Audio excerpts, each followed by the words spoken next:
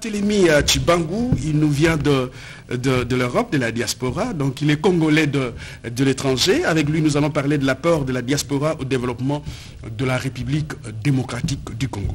Bonjour monsieur Barthélémy Tshibangou. Bonjour monsieur. Vous allez très bien?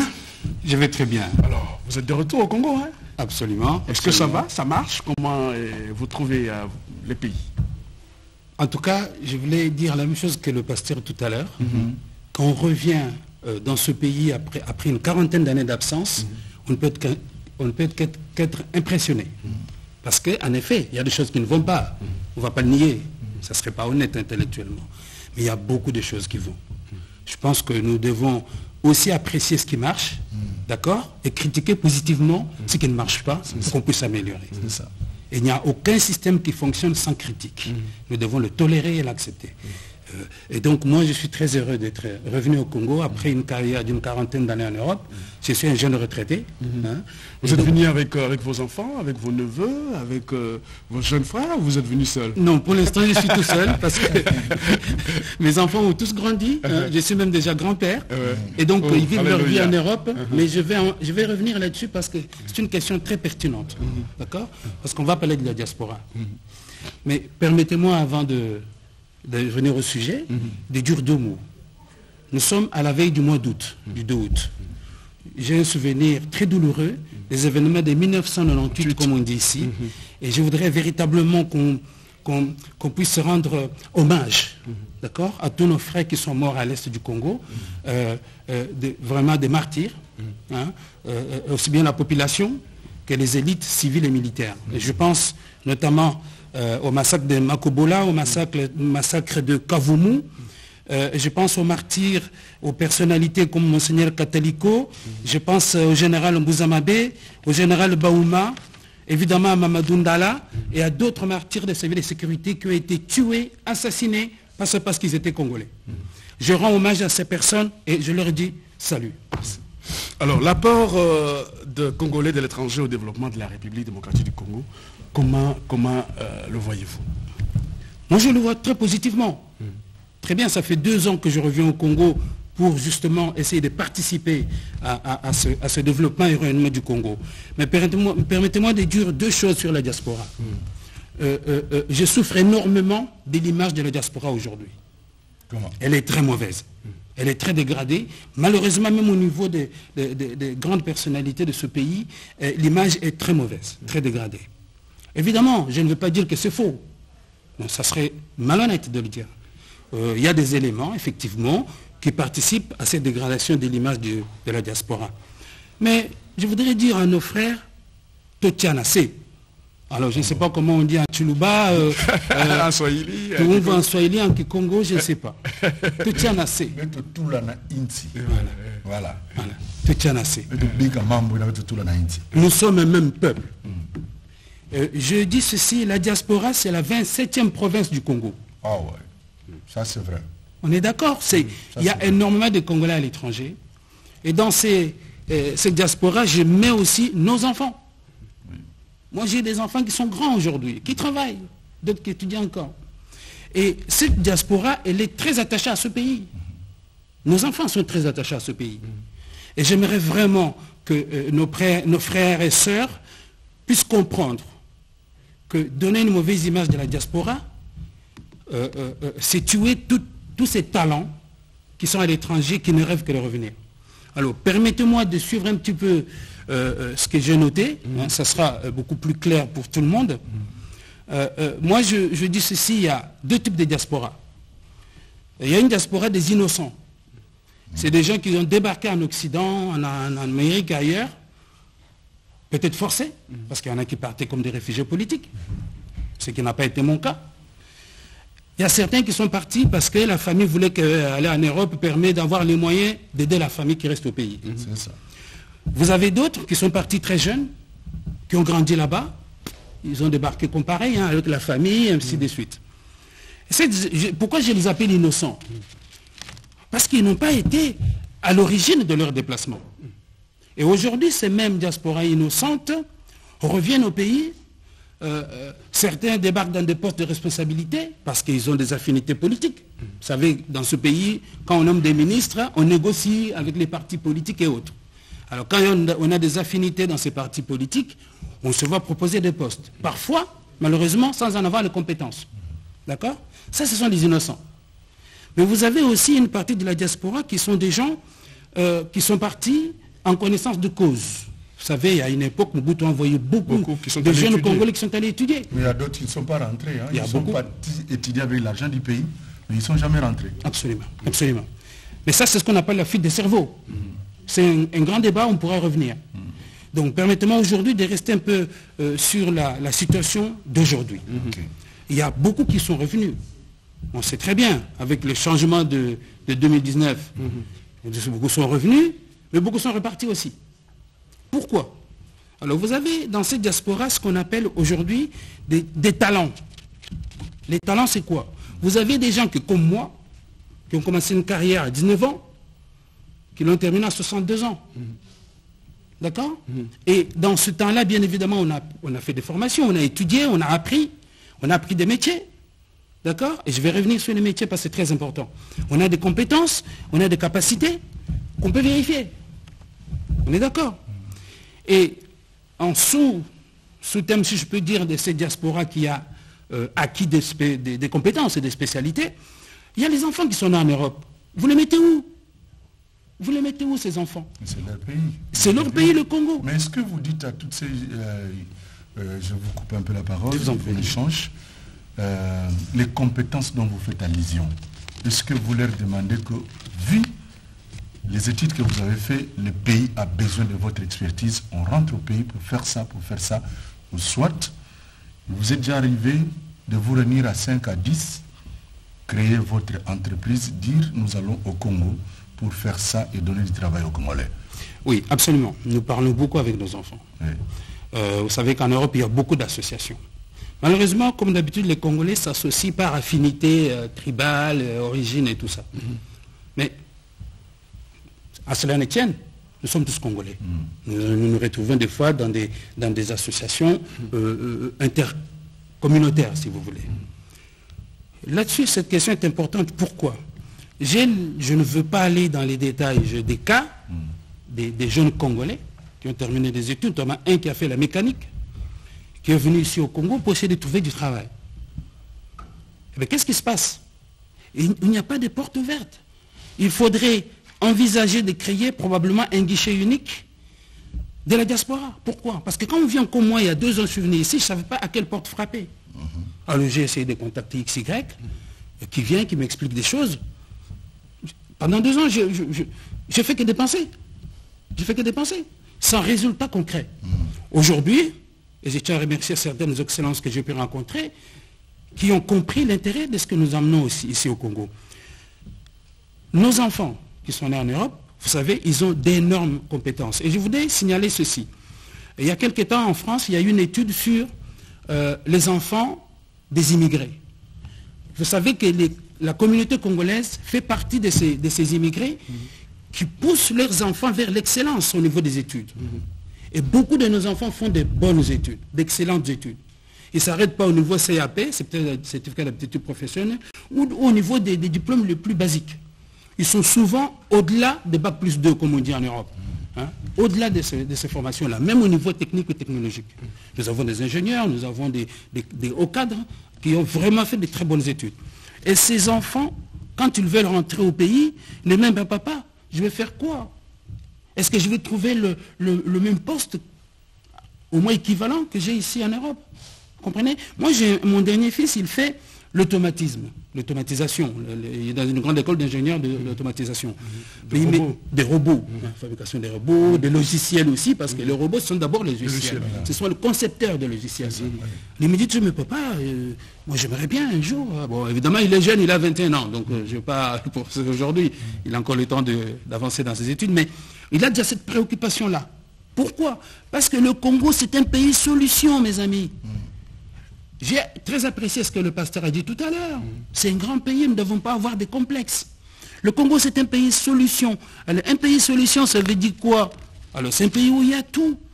Aujourd'hui, nous vivons sous nos yeux une révolution. Il faut que les Congolais le comprennent ça. Il y a une révolution qui est en train de s'installer dans le monde.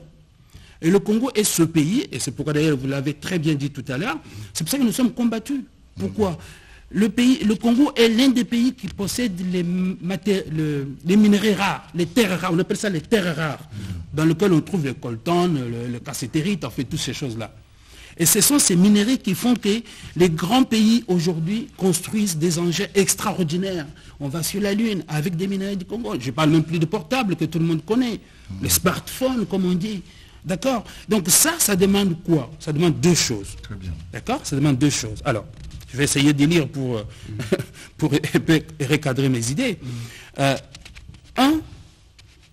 Je me souviens, j'ai un peu suivi le président de la République, son Excellence M. Félix Tshisekedi, qui a créé le PNN. Voilà, c'est pour ça que je demande sur mes notes. C'est le plan national du numérique. Mes chers amis, c'est une excellente idée, mais je n'entends plus parler. Je fais un clin d'œil au conseiller du président. Revenez à ça. Pourquoi? Parce que le numérique va gérer le monde, gère déjà le monde aujourd'hui, mais ça va aller en s'accentuant. Hein? Vous avez en Europe là... Oui. J'ai même suivi une émission avec un médecin qui disait que dans les années qui viennent, même il y a d'autres médecins, leurs domaines vont disparaître. Par exemple, les dentistes, ce sont l'ordinateur, le numérique qui va tout faire. Des robots. Absolument. Monsieur Chipangou, oui. Il y a un petit souci, parce que les autres pays s'accaparent de leur représentation diplomatique, de leurs ambassades. Ce qui est curieux pour des Congolais est rare. Les Congolais de l'étranger vont dans leurs ambassades pour demander l'organisation, par exemple, de langues, pour que leurs enfants apprennent leur langue, pour qu'il y ait des expositions, que les enfants comprennent qu'est-ce qu'il y a au Congo comme minerai, qu'est-ce qu'il y a au Congo comme culture. Si vous êtes venu ici au Congo, vous voyez le centre culturel français, absolument, vous voyez le centre Wallonie Bruxelles. Absolument. Donc, il y a la maison de la France. Ils réalisent tous ces gens-là pour qu'ils soient toujours informés de ce qui se passe en France et de la culture française. Mais rarement chez le Congolais, vous avez cette habitude de vous accaparer de nos ambassades, de dire par exemple que tel n'est pas compétent parce qu'il faudrait, c'est là pour nos enfants. Ils vont venir ici, mais des enfants qui réfléchissent comme de blancs alors qu'ils réfléchissent comme de Congolais. Permettez-moi, je vais vous rassurer. Cette dernière phrase, je l'ai encaissée chez une personnalité de ce pays qui me dit, monsieur, vous venez, vous réfléchissez comme en Europe, ce ne sont pas les blancs qui vont résoudre nos problèmes. Alors, je vais vous parler de mon projet parce que vous allez comprendre que ce n'est pas du tout ça. Alors, je vais vous rassurer là-dessus. Les Congolais fréquentent leurs ambassades. Mais vous savez que les 20 dernières années, les ambassades ont été totalement privatisées. Il n'y avait plus rien. Les gens n'étaient pas payés. Moi, je connais un frère à moi qui est décédé, qui était diplomate, parce qu'ils n'étaient plus payés. Ils étaient abandonnés. Donc, il faut saluer l'effort actuel du Monsieur le Président de la République pour redynamiser l'international, c'est-à-dire la diplomatie, les ambassades rénovées. Et je salue Madame Tchombe, qui est la nouvelle ambassadrice à Paris. J'ai vu qu'elle est en train de faire beaucoup de choses dont on a besoin. Deuxième chose, c'est le côté officiel, on est d'accord pour revenir à la question. Mais on a également en Europe beaucoup d'associations qui invitent les enfants pour leur parler de nos origines, de nos coutumes et de tout cela. Maintenant, c'est vrai, comme souvent nous les Congolais, on aime faire les choses chacun dans son petit coin. Il serait intéressant de faire les choses ensemble. Moulouba, Moukongo, Swahili, on fait des choses ensemble avec nos enfants, pour qu'ils puissent savoir qu'il n'y a pas que les Luba, il n'y a pas que les Swahili, il n'y a pas que les Congo. Vous voyez ce que je veux dire? Et ça, effectivement, c'est un travail que nous avons fait. Mais nous avons souffert, effectivement, dans la diaspora, d'un manque de représentation ou de représentativité de ce pays. Espérons, et comme vous l'avez si bien dit tout à l'heure, espérons vraiment que le pays reparte, et il est en train de repartir. Soyons toujours positifs. Je voulais dire, c'est par rapport au PNN, donc plan national, j'y tiens. Voilà. Plan national du numérique. Alors, la numérisation des administrations et des entreprises congolaises. Mais c'est une obligation. C'est une obligation. N'attendez plus. Creuser les déficits du Congo, du budget congolais pour ça. Parce que nous allons être en retard. Les archives, alors, ça me fait, je me rappelle, le dernier sinistre qu'il y a eu à l'immeuble de l'Onatra, avec Sonatra, vous vous rendez compte qu'on a perdu beaucoup d'archives. Il faut numériser les archives, il faut améliorer le stockage en créant des data centers, par exemple. D'accord? Il faut récupérer le point CD, qui, je ne sais pas si c'est fait, mais apparemment il est au Rwanda. On est d'accord? En résumé, le numérique, c'est la clé du monde qui arrive. D'accord? Et travaillons là-dessus, et le pays doit se mettre rapidement au travail. Il y a un point que j'aimerais aussi soulever. Le pasteur, tout à l'heure, il a dit que l'église congolaise est malade. Eh bien, moi, je vais paraphraser le pasteur. Le Congo est malade. Tout le monde le dit. Tout le monde le sait. Le Congo est malade de quoi? De la mentalité des Congolais. De la mentalité des Congolais. À chaque fois, c'est un Mbokoyo, Mbokoyo, Mbokoyo. Mais qu'est-ce que je fais pour que ça change? Alors, je me permets, je vais parler dans le détail de notre projet. On en a un petit peu parlé. Je suis ici au Congo avec un projet très important. C'est un projet sur le social. Nous voulons accompagner le président sur le volet social de son mandat, qui aujourd'hui est critiqué. Pratiquement, ça sera quoi? Pratiquement, ça sera quoi? Alors, ce projet, nous l'avons conçu avec un grand monsieur français qui travaille déjà dans 15 autres pays. Le dernier pays, c'est Congo-Brazzaville. Tout ce qui est Sénégal, Côte d'Ivoire, ils ont déjà ce projet. C'est quoi ce projet? Il y a 3 volets. Le premier volet, c'est la formation. Et j'ai bien apprécié, je crois qu'il y a quelqu'un qui est passé hier qui parlait de la formation, les Congolais. On a du pétrole. Combien il y a d'écoles du pétrole dans ce pays? Surtout à l'Est, là où on sort le pétrole. Voilà. Il n'y a pas d'école. Voilà. L'école de pétrole et gaz, c'est seulement ici à Kinshasa. Voilà. Voilà. Alors qu'on doit amener ça en province, là où il y a le pétrole. Absolument. Combien il y a d'écoles de minerais dans ce pays? Aussi bien la taille du diamant, aussi bien la fabrication de dérivés du cuivre, de l'éther, du câble. Pourquoi on importe le câble? Mais c'est inconcevable qu'on importe le câble. Bon, j'ai appris qu'on est en train de créer une usine de fabrication de câbles. Tant mieux, et félicitations. Mais ça doit continuer. D'accord? Donc, tout cela, alors, on peut parler de beaucoup de choses, en fait, qu'on devrait faire pour ce pays. L'agriculture, j'en parle pas. Moi, quand j'étais gamin, je rêvais de faire l'agriculture à c'est Kisangani, Kinzambi, quelque chose comme ça. Il y avait une grande université agricole. Dans quel état est cette université aujourd'hui? Il faut mettre l'argent là-dedans. D'accord? Et non pas prendre l'argent, créer des universités privées dans ce pays, bon sang. Donc, on doit absolument développer les formations scientifiques et les formations techniques dans ce pays. Je voudrais aussi rajouter une chose. Si la question tout à l'heure de notre frère, c'est de dire comment nos enfants pourraient venir ici. Mais il faut absolument les attirer. Il faut les attirer, ces enfants-là. Quand un enfant a terminé ses études en Europe, qui gagne 4 000 euros par mois, il vient venir ici, il va gagner combien? Je ne dis pas qu'il gagne 4 000 euros au Congo, mais au minimum, qu'il y ait un seuil qui leur permet de dire, tiens, je vais rentrer dans mon pays de mes parents, je sais que je vais aller travailler, je vais faire, je vais sauver ça. Voilà. Créer aussi. Pour créer aussi. Voilà. Et en parlant de création, je vais faire une demande, c'est un rappel à son excellence M. le Président de la République, qui avait promis de revoir la douane par rapport aux Congolais qui rentrent. Voyez?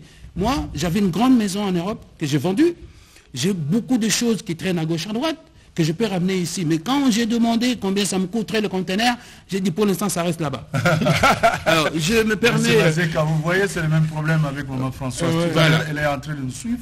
Elle nous écrit pour nous dire qu'en tout cas, nous tenons avec l'association de Notre-Dame pour venir soutenir les enfants au Congo et surtout inaugurer l'école qu'on a construite à Kimbantseke. Donc c'est un problème toujours le problème de la douane qui pose problème. Absolument. Vous avez aussi aujourd'hui une génération comme la mienne qui arrêtons de travailler parce qu'on est fatigué, parce qu'on ne peut plus, parce que la concurrence elle est énorme en Europe pour le travail.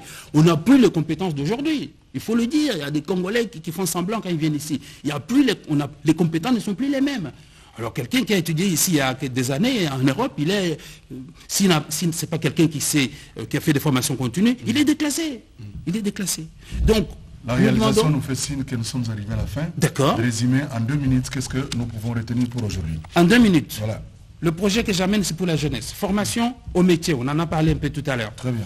Deuxième volet de notre projet, c'est la création des unités de traitement des déchets qui vont évoluer jusqu'aux déchets ménagers. D'accord? Le troisième volet, c'est comment sortir les Congolais de l'informel. Très bien. Parce qu'aujourd'hui, vous avez plein de gens qui travaillent, mais sans rien du tout, sans quoi que ce soit. Et nous voulons les aider à passer de l'informel au formel. Et nous sommes ici, et je voulais remercier l'Excellence qui a pu accepter de coopter ce travail. Et je fais en même temps un clin d'œil à Madame la distinguée Première Dame, qui est aussi sensibilisée à ce projet, avec laquelle nous souhaitons vraiment travailler. Et je remercie la RTNC. Je vais vous dire pourquoi. Parce que non seulement parce que vous m'avez reçu aujourd'hui. En 1978, je devais partir en Europe et j'avais perdu mon billet d'avion et mon passeport. Et il y a quelqu'un de bonne foi qui l'avait ramassé, qui l'avait ramené à l'époque à l'OZRT. Et j'entends un message, Monsieur Tchibangu, venez chercher votre passeport et votre billet d'avion à la télévision. Vous ne pouvez pas imaginer le bonheur que j'avais eu ce jour-là. Je voulais vraiment saluer tous les anciens de l'ORTZ, de la télévision congolaise. Voilà. Je les salue. Je salue ce monsieur, ou c'est une dame, je ne sais pas. En tout cas, là où vous êtes. S'il a envie, on ne sait pas. Voilà, s'il a envie, on ne sait pas. Vraiment, je vous remercie énormément. Et je voudrais vraiment vous remercier pour votre invitation. Merci. Et c'est une façon de participer au rayonnement, au développement du Congo, mais aussi à rapprocher la diaspora avec nos frères qui sont au pays. Nous sommes la 27e province du Congo. N'oubliez pas Merci ça. Beaucoup. Merci beaucoup. Nous avons reçu pour vous, Monsieur Barthélemy Tchibangu, l'homme qui avait perdu ses passeports et son billet d'avion en 1978, retrouvé par les Congolais, ramené à l'OZRT qui est devenu aujourd'hui la RTNC. Merci beaucoup, chers téléspectateurs, pour ce geste-là. Je pense que vous allez nous congratuler. La RTNC a beaucoup de problèmes. Nous avons des problèmes de matériel, nous avons des problèmes de Katwa Bianza. Mais si vous nous soutenez, nous allons partir, nous allons aller de l'avant. Nous avons échangé avec M. Barthélemy Tchibangu sur l'apport de Congolais de l'étranger au développement de la République démocratique du Congo. Et lui a insisté sur cette structure que le chef d'État a parlé de numérisation de notre administration et de tout en République démocratique du Congo, et la possibilité que les Congolais de l'étranger puissent peut-être créer une banque ou avoir un guichet unique où ils peuvent créer, envoyer des histoires, et la douane aussi. Donc voilà un peu ce que nous avons échangé avec lui. Dans l'entretemps, nous allons dire à nos téléspectateurs que les quartiers Mombele, à travers Maître Sampino, Lifuramba et toute l'organisation, vont se retrouver le 28 août pour rendre hommage aux disparus du quartier Mombele. Vous savez très bien qu'à Mombele a vécu mon Péro avec l'orchestre Chama Chama, Mambolei. Là, vous voyez le Boko, Mikemo, qui était le garde-corps de Mopero. Vous avez la Monib Monka, un grand producteur qui avait un bureau à la RTNC, qui est un garçon de Mombele, que nous allons rendre hommage le 28. Mopero est là, Wamaloba, et qui était devenu pasteur avant de mourir. Donc nous allons rendre hommage à toutes ces personnes, à Bebo Sangia, à Monsolo que vous voyez là sur le photo, et tout le monde. Je dis merci à Joël Inanga qui nous suit à partir de l'Europe, qui est aussi Mwana Mombele, que Dieu le bénisse. Vous avez êtes aussi un Mwana Mombele. Moi-même qui vous parle, je suis un garçon de Mombele, étudié à l'époque. Avec les cravates rouges en train de m'intimider sur ce plateau. Non. Mesdames et messieurs. Bon, on va prendre... Merci beaucoup.